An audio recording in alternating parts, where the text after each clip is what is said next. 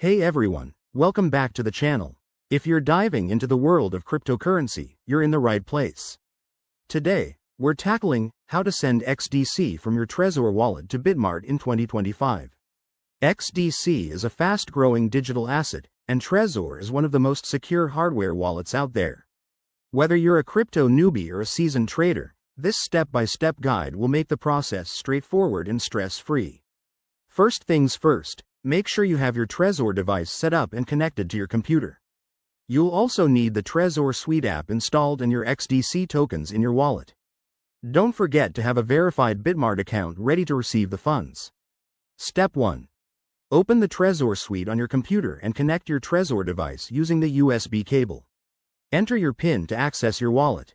Once you're in, navigate to the Accounts section and select the one holding your XDC tokens. Step 2. In the Trezor interface, go to the Send option. You'll need to enter the recipient's address, which is your Bitmart deposit address. To get that, log into your Bitmart account, go to the Deposit section, select XDC, and copy the provided wallet address.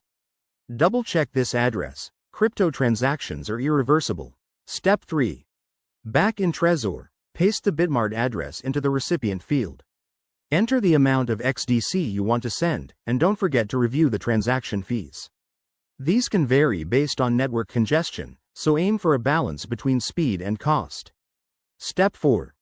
Hit Confirm on your Trezor device to approve the transaction. You'll be prompted to confirm details on the device's screen for added security.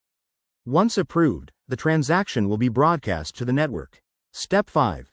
Head over to Bitmart and check your deposit history to monitor the transaction.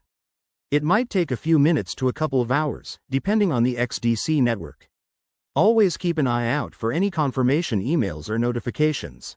A quick tip: never share your private keys or recovery phrases, and always use two-factor authentication on exchanges like Bitmart. There you have it. That's how you send XDC from Trezor to Bitmart in 2025. If you run into any issues, drop a comment below, and I'll help out. Thanks for watching. Smash that like button if this helped, and subscribe for more crypto tips. See you in the next video.